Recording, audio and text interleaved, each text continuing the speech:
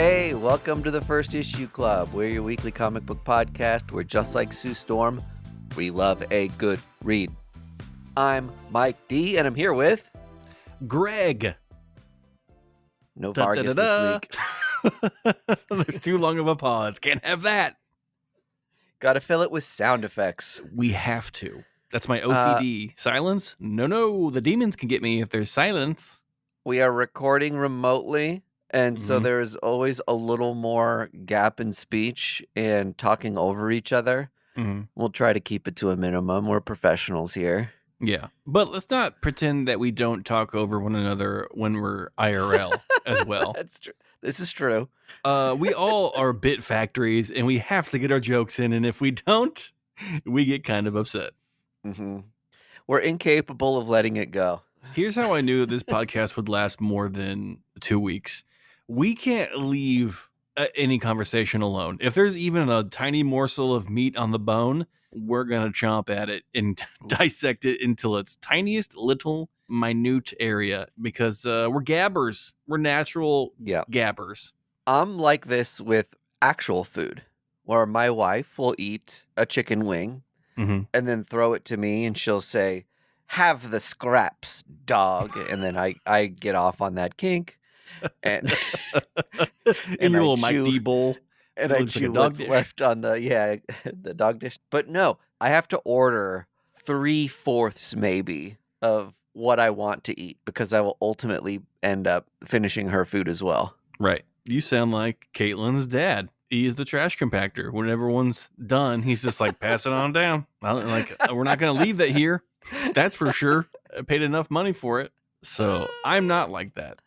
I am fully capable of letting food go into the trash can when it needs to go in the trash can. How about it? That's what makes us such great friends. We're the yin and yang of the dinner table. I say leave no parts of the buffalo unused. And I say, why'd you shoot the buffalo to begin with? Oh, that is true. Good on you. I've been trying to eat less meat. Have you now? Yeah, my rule for myself at home anyway has been chicken only or birds. Let me say birds. That we do ground turkey instead of beef now and chicken when we can. We had a pelican the other night that was just delectable. Penguin just falls right off the bone. Oh, right off the bone. Tastes like fish. But yeah, I don't know. I think living in the Midwest, this is like the part of the country where we chop a lot of living things up. But if you're somewhere that has a cow and you get to meet it or a pig and you're like, dang, these things are really just massive dogs. A lot of them are big sweethearts. Man, I hate one, beef is terrible for you to eat in large amounts. And two, it's, I don't know, if we can leave some of these sweeties alone, we'll be better for it. So if I go out and do stuff, I'm not vegetarian. I'm not non-beef, non-pork completely, but taking a step closer to be more conscious about my eating habits. Right on, man. You're in control. It's your body. That's right. You do what you want with it.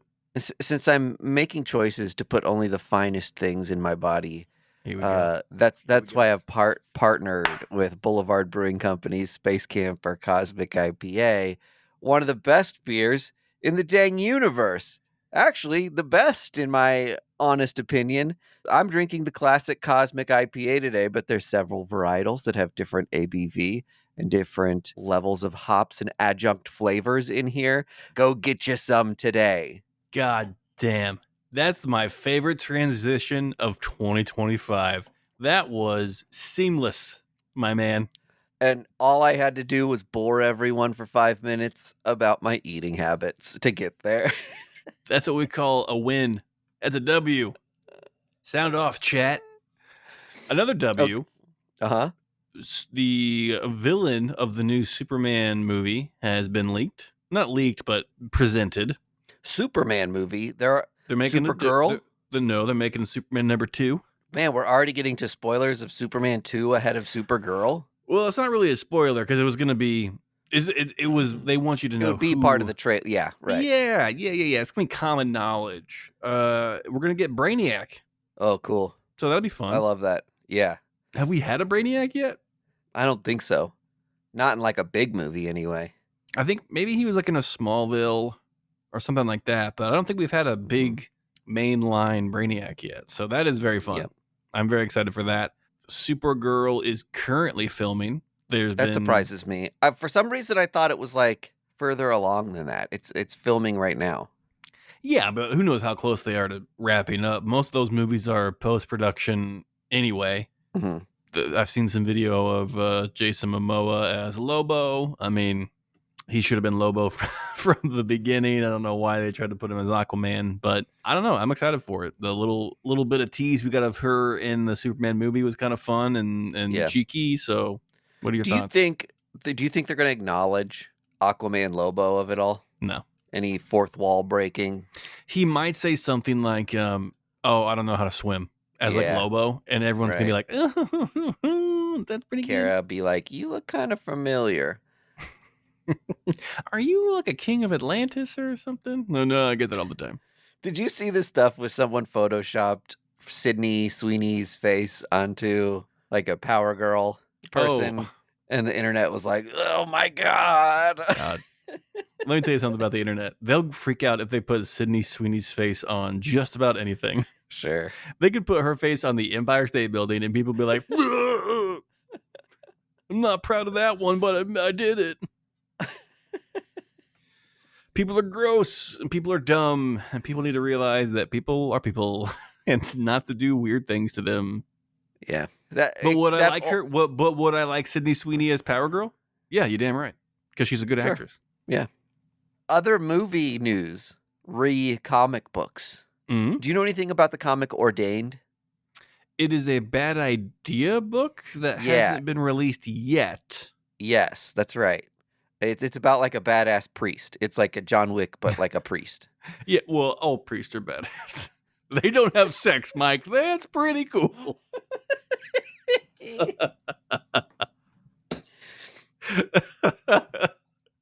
Go on. We got a casting. We know Colin Farrell is going to be said priest in Ordained. He's going to be the Ordained? He will be the Ordained, which is exciting. I know like the Russo brothers are attached to it.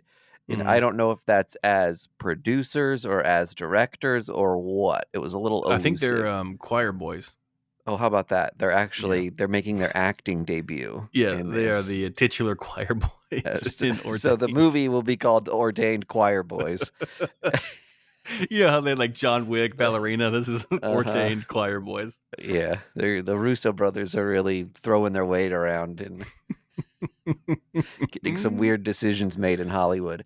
But that book is by Robert Venditti, who was kind enough to come on the podcast once. And so really happy for a cool guy like that to get something made into a movie. And I think this is, to my knowledge, the first bad idea book that's actually made it to casting. I know these things get optioned all the time, but I don't think I've seen any of them elevate to casting yet. And really, if we're getting serious about it, I'm hesitant because now Bad Idea is going to have more money in the bank to do more stupid shit.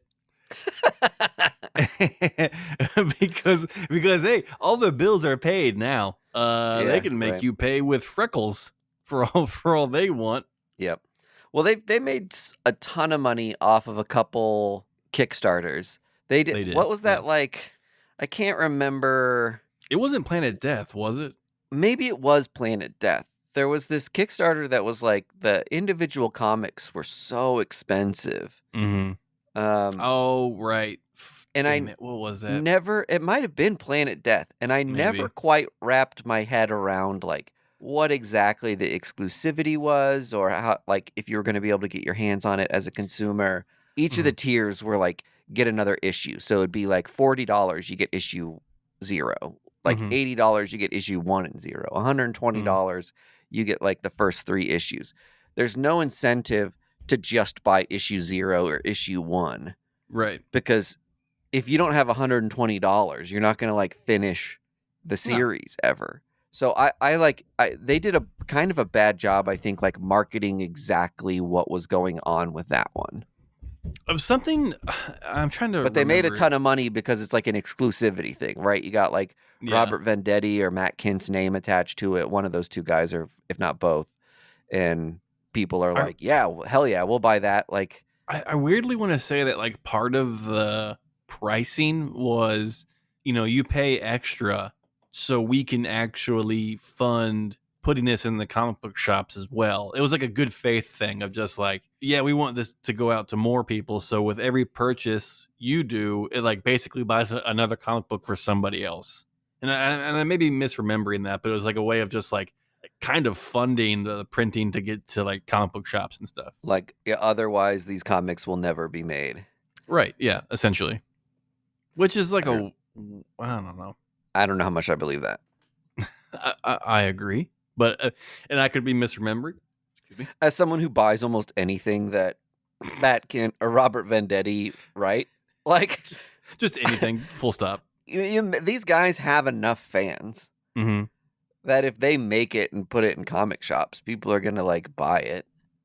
As long as like, just, I mean, on pre-orders alone, people who've like guaranteed, like, I want a copy for myself, that's enough to make money, I think, anyway. Unless I'm just like completely misunderstanding the industry as a whole. No, I think we've been comic book fans enough to know how the meat gets made. Yeah. All right.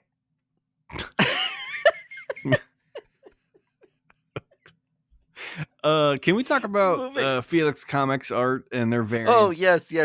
Blasting Let's- off in price. If you yeah. haven't noticed, Absolute Batman is already crushing every sales hurdle that's put in its path with no real help needed from retailer incentive variants. Yeah. But Felix Comic Art has decided to set the bar a little higher for themselves and have made these, what would you call them, 125, 150 kind of like priced variants that are selling for like $30 from their website. And the latest one recently sold on eBay for like over $1,000. Yeah. Slabbed in a 9.8. Yeah. It sold for $1,500 in a 9.8, and a couple people have sold raw copies for around $1,000. No, this is not. Yeah, okay. That's crazy, right? Think about the holy grails of comics that you can get your hands on for $1,000. Yeah, and people are buying second printing variants for $1,000. I mean, you could get first appearance of Poison Ivy, Mr. Freeze, and like the Riddler for like $1,500. Yeah, you in can like get a decent condition. You can get like a 3.0 copy of Giant Size X-Men for $1,000. It's just the bubble on that. And hold on, to be fair, the variant is amazing. The variant's beautiful. The covers are very cool. They're Nick Dragata, right? And yes, Dragata's the latest one. Sorry, the newest one is Daniel Warren Johnson. Yeah, they're kind of like sketch designs. Yeah, This is something that a lot of creators do with their characters, as this is now my Bible for what the character is and how like their accessories look from like the front, the back, the side. And then if anyone else hops in, you've got this great piece of reference material that says, hey, do it in your style, but we know exactly like the mechanisms of the character because they're part of the storyline, right? Which is like a great glimpse into the process. And it's another thing that's just like a cool artifact to have as a cover because of that. Also not an uncommon variant. It's been done before. No, that's a pretty common thing to do. So there's just so much fervor surrounding Absolute Batman right now that and I guess that's what my question was. Why are these popping off so much? Is it FOMO? Is it just like lightning in a bottle, great design, great book, just kind of like scarcity all in one? Is this like I don't understand it. Okay, so as comic book fans, we see things all the time that are like, there's 1,000 copies of this particular cover.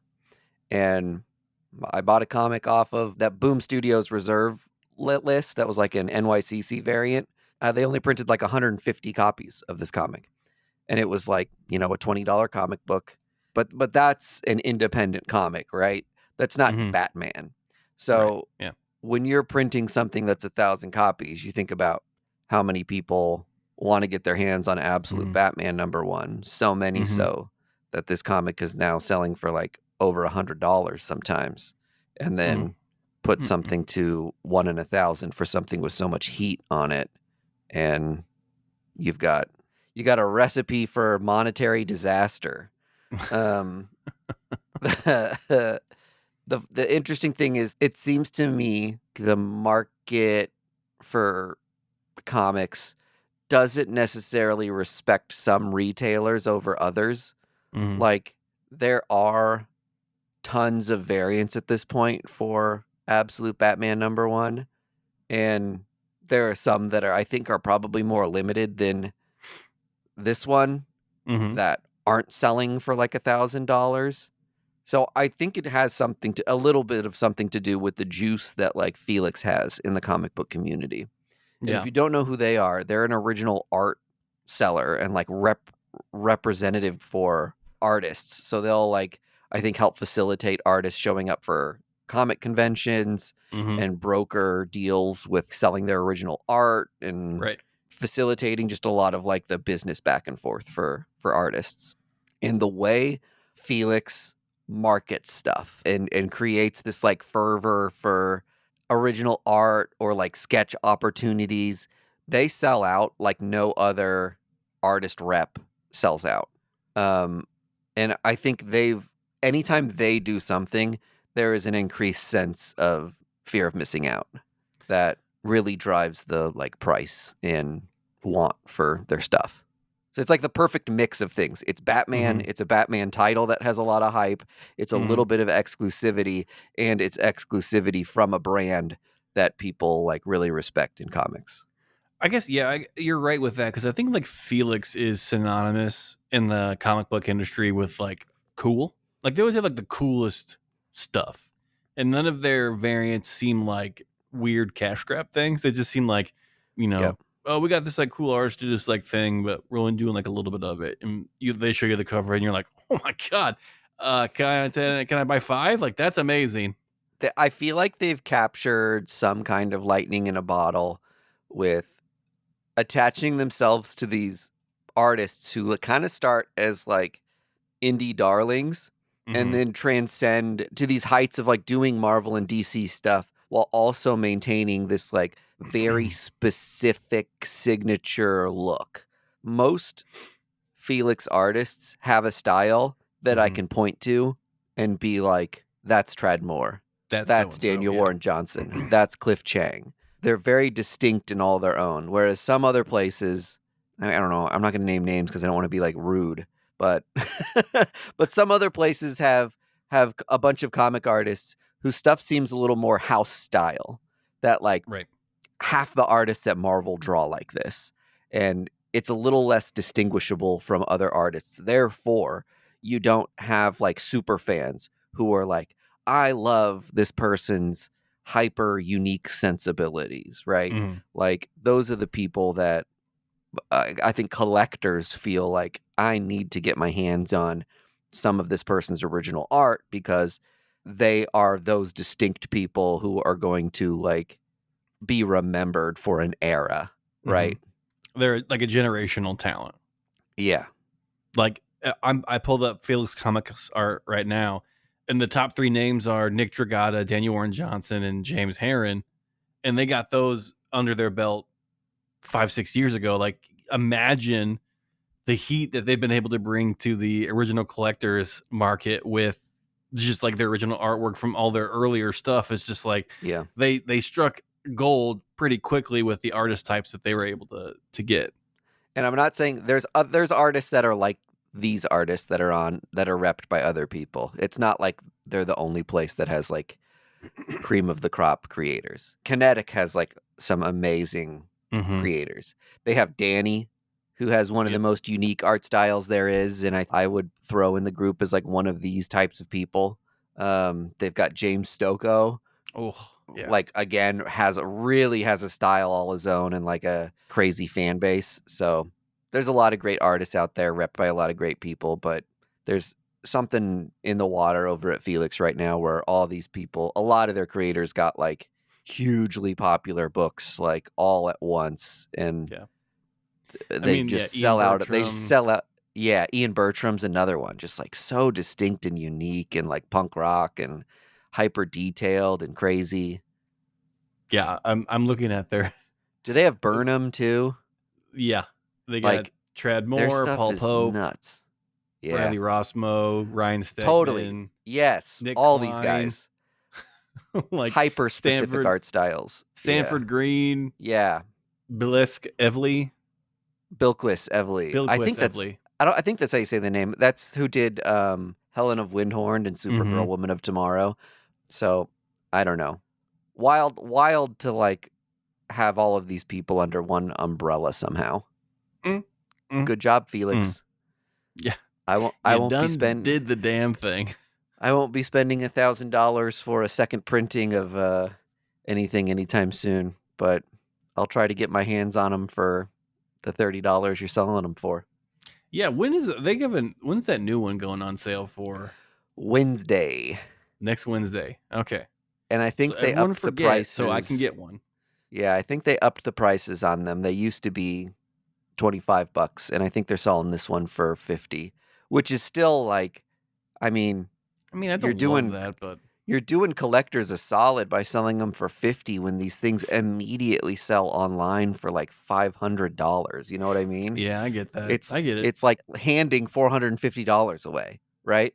Yeah. And it's in service of doing, I guess, you're still making money on it, right? I don't want to like say Felix isn't making money on it, but they're giving back to collectors more than they are making money on it. And I don't know. And Felix, I'll say Felix has like a charitable aspect to it, and they give a lot of money to a fund that helps with like certain health issues. So that's a really cool aspect of, and why you can feel good spending a lot of money on comic shit from them. you can tell yourself that, yeah. Yeah, right. No, honey, this is going to help people. Like, yeah, I get a fun picture out of it, but this is going to help someone. As they're shutting the lights off to my home. What, did you have anything else on that? No, just that it was just kind of a head scratcher for me, and I just wanted to get your take on it and whether or not you're gonna try to get the new variant that's coming out next week. And I mean, I think part of the intensity wanting the other Felix variants of stuff was because of how much attention the annual got, right? And the one that's going on sale on Wednesday is the annual. Right. So I guess we should mention, like, Daniel Warren Johnson got a lot of notoriety on social media for drawing Absolute Batman choking out like an ICE member, like of the immigration KGB secret police that Trump has. And in the Batman annual, Absolute Batman takes on that world's version of the KKK and white supremacy and all that. And the annual for the Felix variant is that same pose that Daniel Warren Johnson did with the ICE member, but this time he's choking out like a white supremacist's member from that universe's world. Yep. If you're saying I haven't heard a lot from white nationalists lately, it's because they're all members of ICE now. Yeah, ain't that no fucking joke. They were all given jobs by the government. Every disgraced cop now got a job on ICE, yeah, courtesy exactly right. the government. Yeah, exactly right. So that whole aspect of it is the annual is going to be crazy. It'll sell out in under a minute, and it'll be on eBay for a colossal amount of money. I scored the original #1 and the Catwoman one that they did from Felix when they went on sale. So I'm sitting on like $1,500 worth of 2 issues in my collection. Something I bought like months ago is now like some of the most valuable stuff I have in my entire collection, which is like bonkers to me. And who knows how long that'll last. It'll probably be a very fleeting moment, and we'll be doing our, 2-year cover price retrospective in 2027, and I'll be like, damn, I wish I would have sold that for $1,000 when I could have. Fucking sell that? But I like having these things. They feel like little pieces of history that you can say, remember how crazy it was? And I actually have one of these. Look at that. Look at me. Go ahead. Other than that, I didn't have anything else. Okay, I was just going to mention 2 things, one of which we're going to cover when we get into our comics, which is that the digital platforms for Marvel and DC each release their own Marvel DC crossover, like the Batman, Deadpool, and Spider-Man, Superman. So there is DC has Flash Fantastic Four by Jeremy Adams, and I don't have whatever the DC app is called, so I haven't read that one. Oh shit, I have it right here. It said like DC Inc. or something like that. But I do have Marvel Unlimited, and Thor Shazam was the Infinity comic by Al Ewing. So I'll be talking about that one. But it's worth mentioning as kind of like news that they did that, and they kind of surprise dropped both of these. And it's I guess ones that didn't have, maybe the concept didn't have enough meat on the bones to like, or it was like too in the weeds comics to like release as like a bigger thing, but is maybe a fun incentive for people to either get on the platforms and check out that issue for a free trial, or a fun little bonus for people who already subscribe to those services. It's called the DC Universe Infinite. DC Universe Infinite. That's so funny that Marvel has an infinity line of comics on Marvel Universe and DC Infinite. Man, do these companies copy off of each other back and forth or what? All right, let's get into comics. I had other stuff, but I don't think it's worth mentioning. Okay. Can I get Youngblood out of the way? Please. Okay. There's this brand new comic called Youngblood by up-and-coming creator Rob Liefeld. Ever heard of him? No, these are the classic 90s characters that were around for us at the dawn of Image Comics. And Rob brought them back, I think at the beginning of the year, right? They did this as a Kickstarter and premium issues, and they charged like $20 a pop for these and said, hey, you're going to get like access to some exclusive covers and premium offers through this campaign, but we're eventually going to release it as its own comic later in the year. And as time always goes, later in the year is now here. And so all of us who are saying, I can't spend $20 on this, can now see what Youngblood #1, the new class, was all about. The new class is a not the actual title. Screech is assistant principal. But this book has the gang trying to stop a supervillain on what I consider like a giga yacht. It is just like one of those massive like billionaire yachts, and I'm like, that's fun. Like, you got supervillains on yachts. I mean, that's like what they would be the ones on the mega yachts. A little bit of like maybe cultural commentary that I wasn't necessarily expecting from Rob Liefeld. But was cool to see like a touch of that. And I mean, turns out Rob Liefeld's a man of the people. That's right.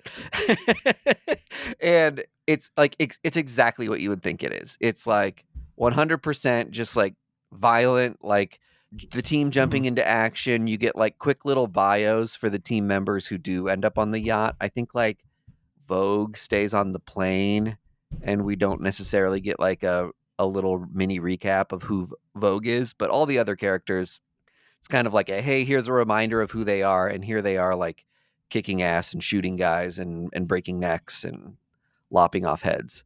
So the paneling feels super 90s. The storytelling feels super 90s. It's one of those things where like if you're a fan of Youngblood, you're going to be like, hell yes, it's back, baby, in full force.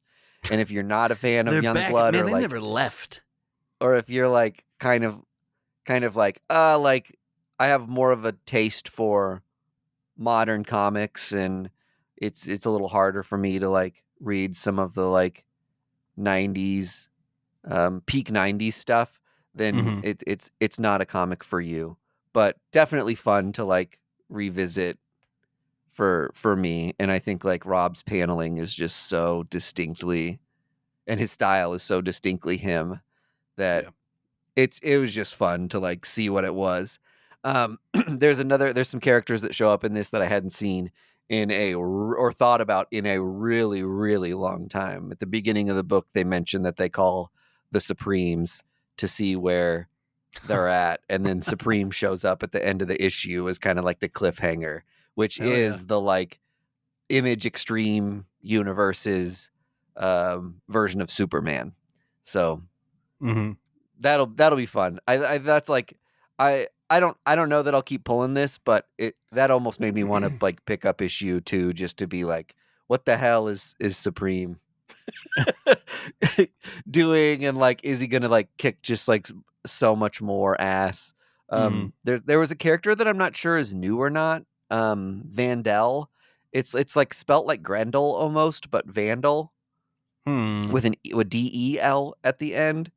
And he looks like a comp for Deadpool.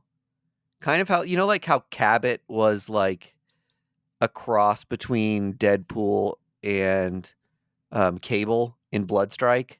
Like, it seems like to me, and this is so I think Cabot shows up, and there's a character that looks just like Cable that I think is supposed to be Cabot in this issue. And I think he might have pulled Cabot a little more Cable looking, and then did this new character called Vandal that is a little more Deadpool looking. Does it have like the white hood with like the black stripe across his face? I pulled it up right now in front of me. Vandel. He's like a red character with kind of like downward facing Spider-Man-ish, Deadpool-ish eyes. Okay. But I don't know. Yeah, he might be new. That's a character I wasn't familiar with, but I was like, there's so many of these like peripheral characters to remember. Just like the character style and like the tone of it could have very easily been somebody like invented in the 90s, and take my nerd card for not remembering him maybe, but could be a new character. Rob Liefeld's kind of famous for being like, oh, I created these characters at Marvel that became like incredibly successful, and I'm going to, or like did something with a Marvel character that like needed new life breathed into it, and he did that with like, I don't know, Jim Lee and Rob Liefeld both like brought some new excitement to Wolverine, and then they went over to Image and were like kind of like, this is our Wolverine that we own, and this is our Cable that we own, and they were like pretty close like comps design wise. And I think this is maybe just another one of those things where this is like kind of a Deadpool-y guy. So if you're a Deadpool fan and a Rob Liefeld fan, I think it's just fun to grab something like this for the novelty of it all too. Yeah, I mean, especially if you grew up in the 90s, like this is an insta buy for you old heads, myself included, that are just like, yeah, this is kind of like a walk down memory lane here. Yeah, that's exactly it. So you pick up that and your AARP card, and you say, "Oh, what a day!" Yep, crack your back. Yeah, sit down to read. My gosh, time for bed. Sit down to read your comics and go on your way down to the couch. Back in my day, Mandel was called Deadpool. Yeah, all right. I'm gonna give up. I don't really, huh? You want to go back and forth on comics? Yeah, so if you have been paying attention this year, the year 2025 of our Lord, Godzilla be everywhere. Destroying our favorite cities of America, teaming up with new creators to form their new Kaisei era over on IDW. And now maybe the most recognizable team up that Godzilla will do. He is going up against the Teenage Mutant Ninja Turtles, courtesy of Tim Seeley. I don't know what else you want from me. This is exactly as the name implies.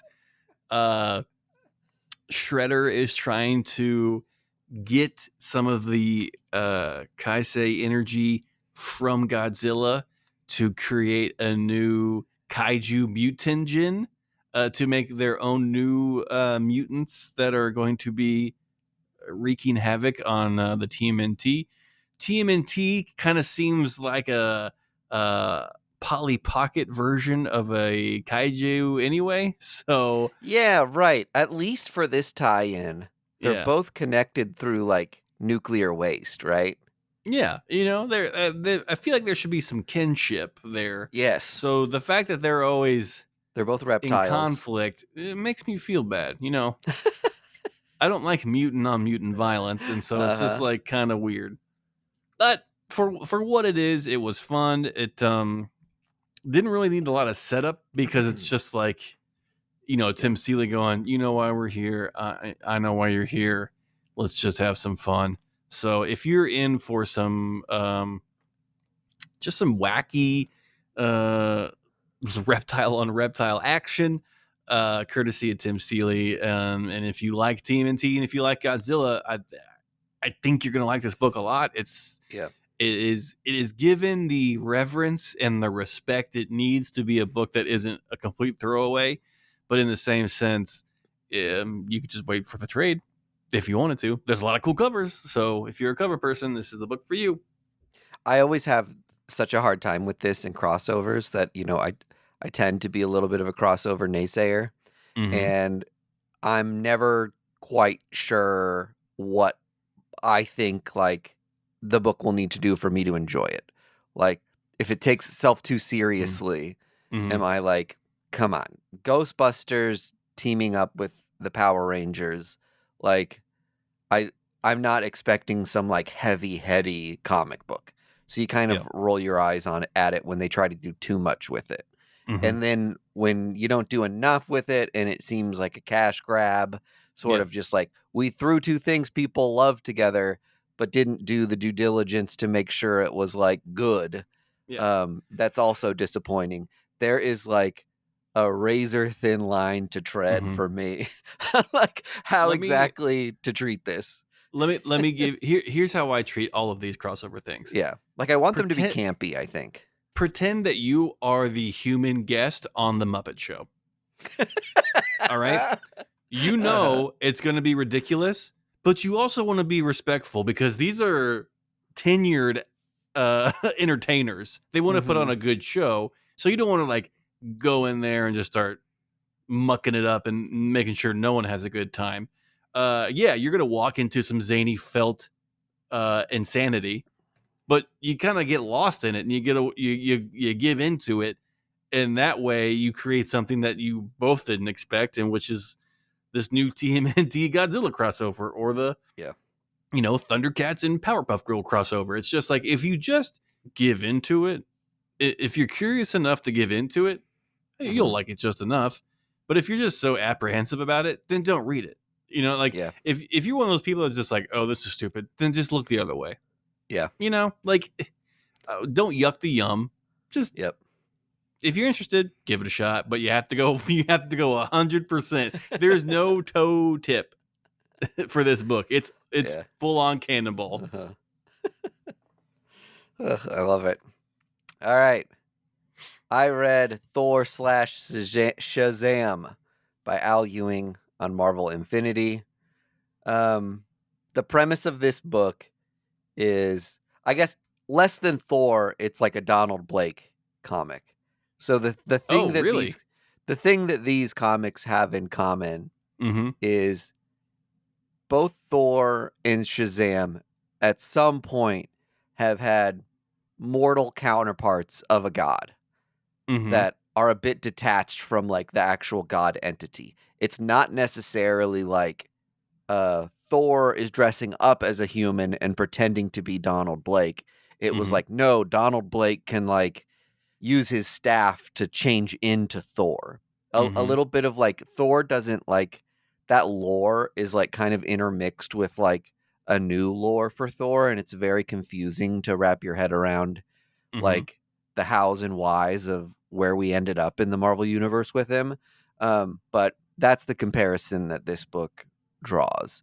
Okay. Um, and they kind of get their powers crossed a bit, or like um, Donald Blake has lost the ability to transform into Thor when needed, but Shazam's powers are able to like kickstart him and get him back to Thor. But when he does so, he Mm-hmm. loses the Shazam power and reverts back to Billy Batson.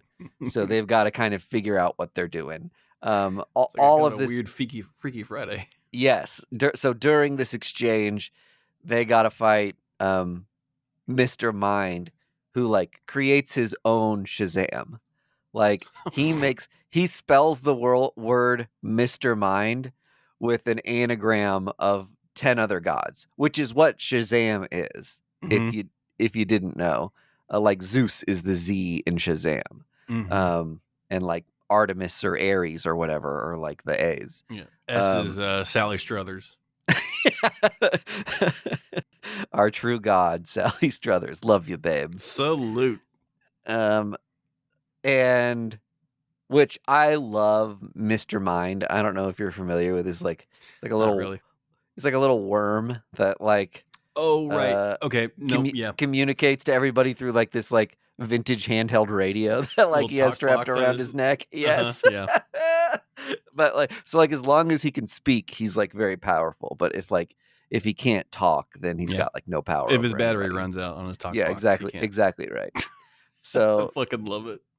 yeah. So he kind of like then steals the power from like both of them. So the three of them are like trading off god power. And then ultimately Donald and Billy kind of figure out that like by some sort of transference of like their artifacts that they have by giving Billy the staff, Mm-hmm. he can use it. The staff turns into Mjolnir.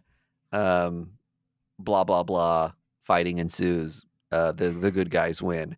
It is like after reading it, I'm like, this had to be an Infinity comic for people who are like obsessed with Marvel and DC lore, because it was so the rules of this very brief scenario were so specific and so convoluted and so wrapped up in like I think increasingly little known lore about who or what Donald Blake is and Mm-hmm. how that persists today in Marvel comics that I don't know. It was just it was a fun read, but definitely I don't think if you're just like a casual Thor fan, you're not or casual Shazam fan, you're not missing out. It's like a fleeting fun thing for people who are like mega fans. So, did it feel like you're reading like a Wikipedia entry of Shazam and Thor lore? Oh gosh, kind of. That was another thing where it was just balancing so much lore and rules with a very silly scenario. So like my brain is like, is this supposed to be funny? Or like, am I supposed to be like using a directory to reference like what exactly is going on here? Like, is it more heady than I'm giving it credit for? I don't know. It was. Am I the human in the Muppet Show, or am I the Muppet introducing the human? Right. Like, how am I supposed to feel in this? Exactly right. But worth mentioning, it's cool that they did it. And I love Al Ewing, so salute Al Ewing. Just like we saluted Sally. We read the same book. Yeah, do we want to round out the conversation with American Caper? Yeah. Dan Houser and David Lapham. Mm-hmm. Is that how you say his last name? Lapham? David Lapham? Yeah. It's one of those things that like you don't hear other people say it out loud. I mean, how long do we have to fight over how to say James Tynion's last name? It's like people are so up in arms on how you pronounce that fucking name. You know what I say? Sir. That's what I do. I say, hello, sir. Hello, sir. Coach. Great to meet you, sir. Comic royalty at ease. All right. What'd you think of this book? Oh man, it depressed me. I felt bad after it. And I think that was kind of the point. So it's one of those things like it's like Requiem for a Dream, right? Where it's just like, hey, we got to say how good it was at like making you feel shitty, but like it as an art form, like it was super successful in conveying what it was trying to convey, which is that like the world's kind of lost it. The world's kind of lost it. And as a member of this world, there are probably ways in which you've lost it. And not like we perceive everyone who disagrees with us as our enemy and someone who does like not deserve to live. And if you're have your toe in politics at all. It's all out warfare against Mm-hmm. the other people who disagree with you. Mm-hmm. Like it it's just one of the things that we're just like constantly confronted with in society. It was like so many examples of the things that just like every day on the news you see and you're just like, God, I need a break from it. And Mm-hmm. it's all loaded Right. into a bullet and shot at you in this comic book. And I think it does a really good job of getting its point across, and it uses a lot of comedy to like try to make the heaviness of that a little more palatable. But Mm-hmm. still, at the at the end of the day, after like having gotten all the way through it, you're just like, oof, Yeah. man, I'm depressed. It's like someone was just like, well, here's your medicine wrapped in cheese, and you go, wait a minute, there's no cheese, and they go, yep, and they just shove it right in your mouth, and Yeah, you're like, right. God damn, I'm living it already. Why do I want to like? Mhm. And not to say this was actually a really fun book, and like it was very tongue in cheek. It almost had like this kind of like Mad Magazine take on like life of just like, hey, like this, like it's like Leave It to Beaver, but like it's all fucked up, and it's just Yep. like kind of like contrasted with like the uh lawyer neighbor who is in such gambling debt and his family hates him, next to his like perfect Mormon Mhm. neighbor who we find out at the end doesn't have like a picture perfect life. And it's like, how are these two going to meet mid story and like help each other out, or have to like confront one another? And Yeah. like that's where the real intrigue comes, of just like this whole book was just set up of like who these two people are Yeah. and the world that they live in Yep. Wyoming. And the real hook is, at the end where you're just like, oh fuck, like how are these two gonna exist Yeah. now? And yeah, what do we gain from the juxtaposition of these two different types of people? Is Right. it that we're all shitheads, or is it that we can find something in someone Mm-hmm. that like we thought was our enemy, that like Yeah. that is not? Like, is there some sort of like self-realization that, I don't know, we And can and find some like peace in? I think maybe it touched on it a little bit of like, we don't intend for this to happen as we grow up, Yeah. but we all somehow get manipulated into becoming something that we never really wanted, or like we get manipulated into being something for somebody else. And I think this book is really going to be talking more about that, of like how these two people can just like shed themselves of the Hmm. manipulation and the distractions and all the BS in their lives to just like exist. Cause that's what like I Yeah. got from the main message of this book, was just like these two people just want to exist in a world and not be bothered, which I think really we can all resonate with on Hmm. some level. So that's what I found really intriguing, of just like what Yeah. is going to happen here? What's the story going to unfold for us?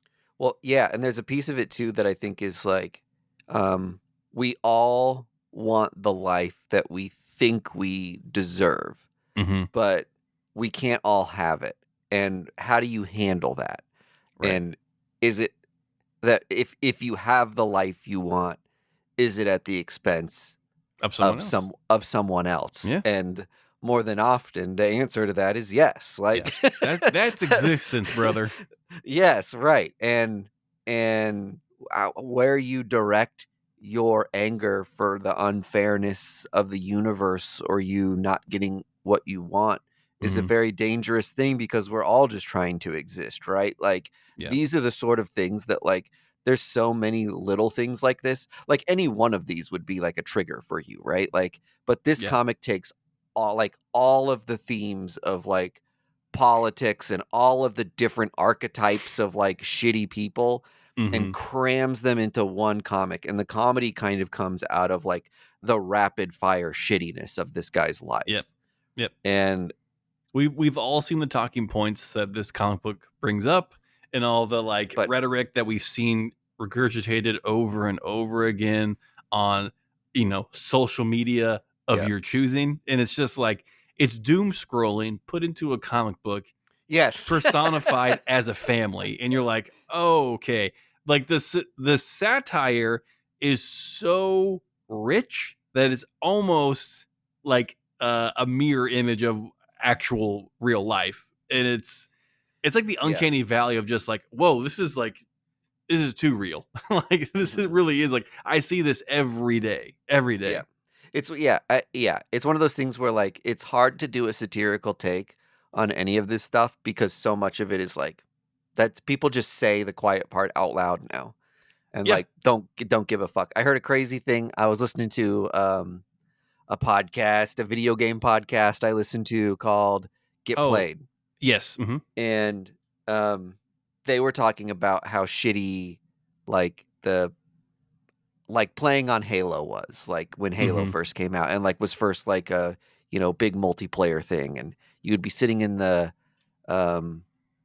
waiting room and people would just be dropping like homophobic slurs like nonstop and saying the Mhm. worst things. Yep. And And now our president says them.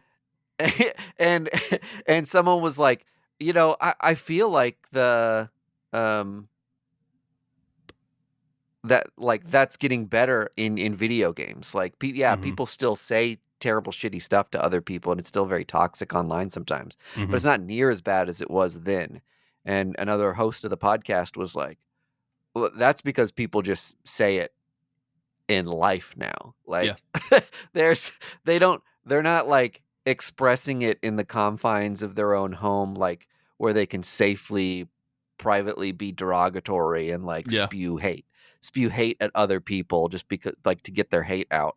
Like they're getting their hate out in so many other outlets Mhm. that they don't have to save it for a place where they're like where they're safe to hate. Yeah. Like They don't care if they're anonymous anymore. They yeah, feel right. emboldened. Like to be a satirist these days must be tiresome because it's impossible. Because Yep. every new day brings an outlandish thing that you thought you would never see is completely normalized. Yeah. Today said we they had stopped. people on popular news channels trying to normalize Epstein emails and it's just like, oh, this is no big deal. And you're just sitting there as a human, like, what are we Oh my doing? god. Yeah, people who cared so much about emails. Uh Oh God, what? yeah. Hillary server emails are nine the years ago. God. Now all of a sudden emails are of no concern. Yeah. Um but in any case, just to round out this conversation on this book, I think depending on how much escapism you need, like definite trigger warning for all the stuff going on in the world being hyper dense in this book, but I do think Mhm. it is something that will be an interesting artifact of the time that you look back on and say like, wow, this was like so Yep. 2020s coded and Yep. has so much of what is going on just like refined to its purest form. and I think by the end of it it'll have something like to say that will be worth saying, and it Mhm. appears to like really artfully be doing what it's doing, but you know, in a way that it's somewhat hard to palate as a person living in the world who is sensitive. I think you did touch on it, which was so brilliant. I'm just like, this is a time capsule. And when my Yeah. sons, if they get into reading comic books and they stumble upon this, and they're gonna be like, "Dad, was it really this bad?" And it was just like, actually, it was worse. Like Yeah, they kind of toned it down. this is not sci-fi. Yeah. Yeah, like this shit actually did The happen. world was Sorry, like bud. this. Yep. Now go get your water credits. We got to go walk across the sand dunes to get your mom out of prison for being a woman.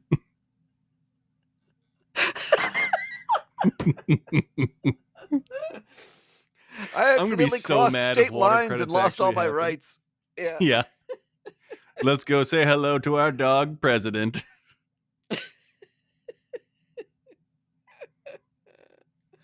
What a note to end on. Mm-hmm. This isn't what President Dog would want. Not don't bark at the car. Ask what the car can bark at you. My God, for Why a are we on border President collie. Dog? We already have First Issue Club already has a President Crow. I don't know Yeah, why that's we true. invented another animal president. Because honestly, at this point, they can't do any worse. Right. We could put a parrot in a suit in the Oval Office tomorrow, and it would be just kind of business as usual. Yeah. Just repeat the same couple things. Okay. We did it. That's enough. Oh, We'll see goodbye, everyone. We'll see you Have a good next week. week. Bye.